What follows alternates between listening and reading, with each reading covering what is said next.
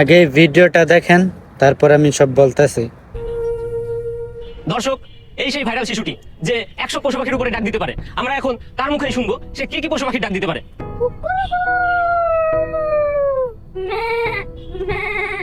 দর্শক, আপনারা দেখলেন এইটুকু বাচ্চা কত রকমের কণ্ঠ দিতে পারে। এইরকম আরো ভাইরাল নিউজ দেখতে আমাদের সাথেই থাকুন, সঙ্গেই থাকুন। পাইছো? ওকে, ঠিক আছে। করা যায় কি উপকার?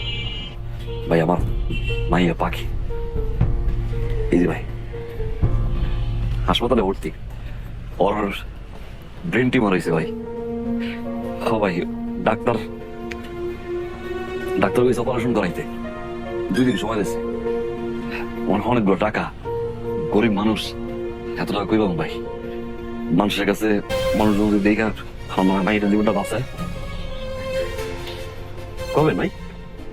আরে ভাই, এটা কি কোনো টিআরপি নিউজ, কোনো ভাইরাল নিউজ? এইটা দেখে আমার লাভ কি? আর আমার বসের গালি কি আপনি খাইবেন? সেটা তো খাবেন না ভাই।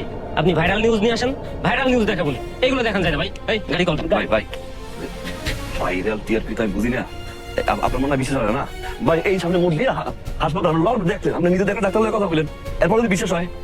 ভাই, রিকোয়েস্ট করেন না প্লিজ, আমার অনেক কাজ আছে। পরবর্তী স্লট ধরতে হবে লাইভের জন্য, আর তাছাড়া হচ্ছে ওই আগার ভাইরাল কেকের ভিডিও করতে হবে। আমরা মাফ করেন ভাই। এই গাড়ি কল ভাই, গাড়ি কল। আরে ভাই, পরে ডিস্টার্ব করেন না তো ভাই। আমরা এইভাবে মাইরা ফেলাবো? মানুষ হাহাকার কইরাও একটা সন্তান পায় না, তুমি একটু বুঝো।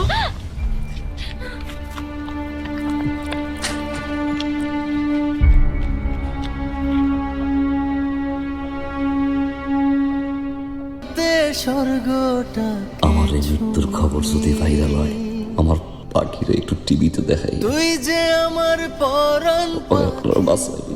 এই পরাণে এই সেই হাসপাতাল, যে হাসপাতালের ছাদ থেকে লাফ দিয়ে জীবন দিয়েছে এক বাচ্চার বাবা। নিজের মেয়ের জীবন বাঁচানোর জন্য জীবন দিলেন তার বাবা। দেখতে পাচ্ছেন পরাণ পাখি, এই পরাণে তোরে রাখি। দর্শক, আমরা এখন আছি সেই ভাইরাল হওয়া লোকটির মেয়ের কাছে। স্যার, আপনি এখানে কেন এসেছেন? জনদরদি পার্টি সাধারণ মানুষের পাশে ছিল।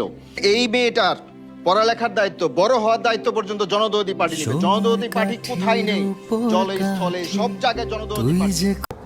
আসলেই আমাদের বাংলাদেশি সাংবাদিকরা বেশিরভাগই এমন।